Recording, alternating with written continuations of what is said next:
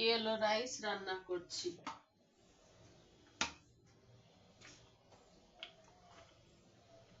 Yellow রাইসের জন্য আগে তেল দিয়ে দিলাম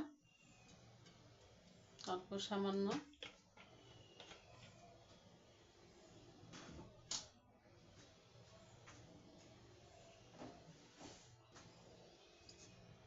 দুইটা সাদা এলাচ একটু মাথাটা ফাটিয়ে নিয়েছি, নিয়ে দিয়ে দিলাম।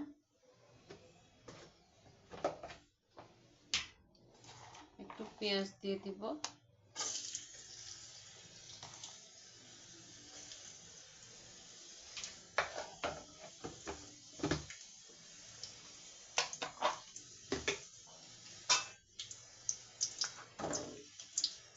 এখানে কাঁচামরিচ দিয়ে দিলাম,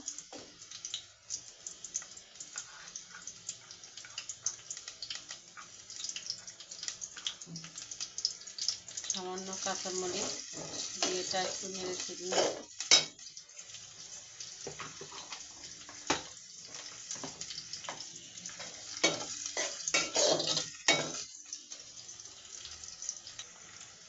এবার চালগুলি, পানি আছে একটু, পানিটা একটু ফেলে নিই।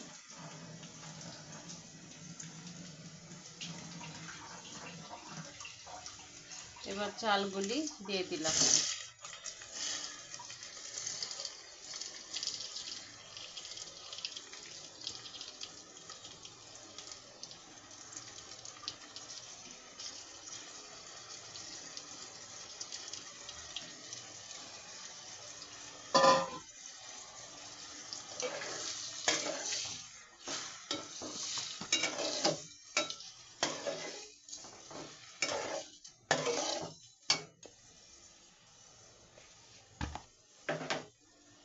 এটা করতে হয় পোলাওর চাল দিয়ে।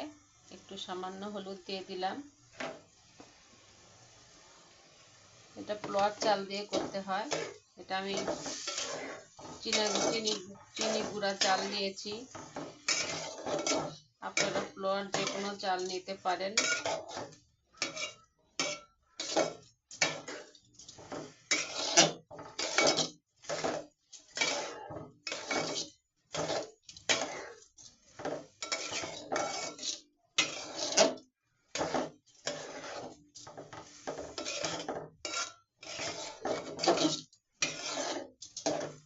এটা এখন ভালো করে ভেজে নিব।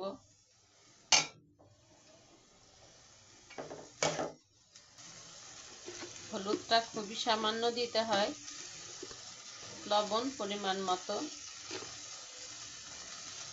আমি এখানে 1.5 চামচ লবণ দিয়ে দিলাম।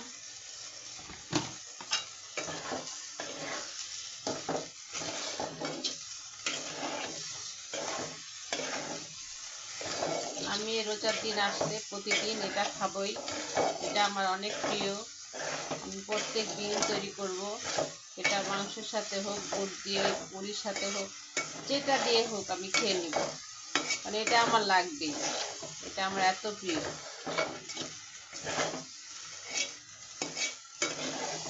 এটা খেলে বুঝতে পারবেন আসলে কেমন লাগে। পানি দিয়ে দিলাম।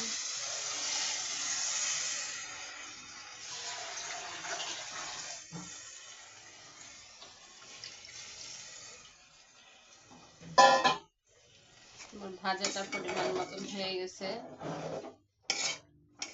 না ভাজলে কিন্তু এটা ভালো লাগে না, এটা ভাজতে হয়।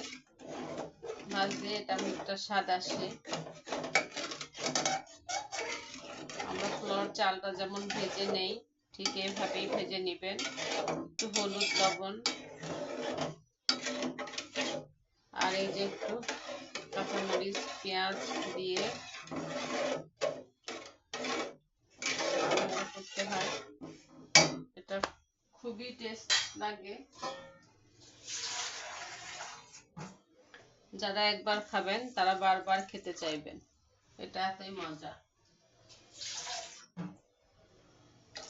হয়তো ভাববেন আগে কেন এটা করি নাই, আগে কেন এটা খাই নাই। এতটাই মজা। আর রোজার দিনে তো এটার কথাই নাই, রোজার দিনে আমার খুবই পছন্দের একটা খাবার। আমি আজকে মাংস রান্না করেছি, মাংস দিয়েই আমি খাবো আজকে।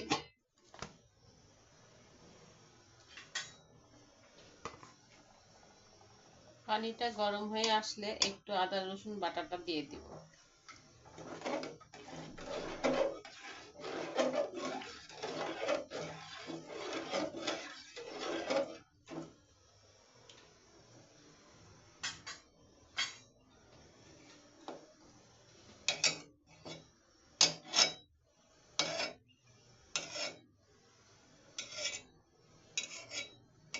পানিটা গরম হয়ে আসলে আদা রসুন বাটাটা দিয়ে দিবেন, তাতে ভালো হবে।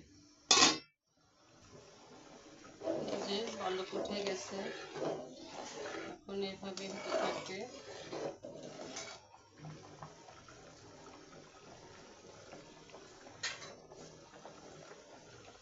জালটা এখন একটু কমিয়ে দিব, দিয়ে ঢেকে দিব।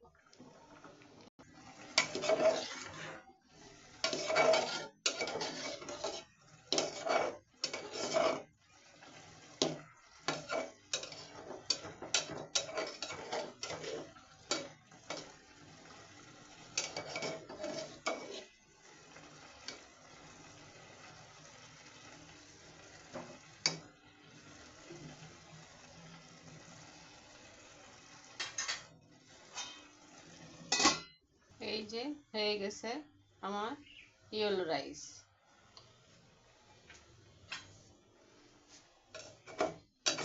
একদম কমপ্লিট ইয়েলো রাইসটা। এভাবে তোমরা একদিন ট্রাই করে দেখো, খেয়ে দেখো, অনেক মজা। আর খাইলেই বুঝতে পারবা যে আসলে এটা কতটা মজা। একদিন ট্রাই করে দেখো। আর তোমাদের কার কার কেমন লাগলো অবশ্যই আমাকে কমেন্ট করে জানিয়ে দিবা। কমেন্টে জানালে আমি খুশি হব।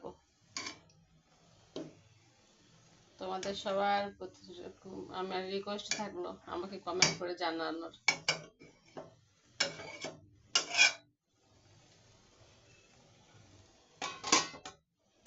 রান্না করে খেয়ে দেখে তারপরে দেখবা কেমন লাগে, আমাকে কমেন্ট করে অবশ্যই জানাবা। ভালো থেকো সবাই, সুস্থ থেকো, আল্লাহ হাফেজ।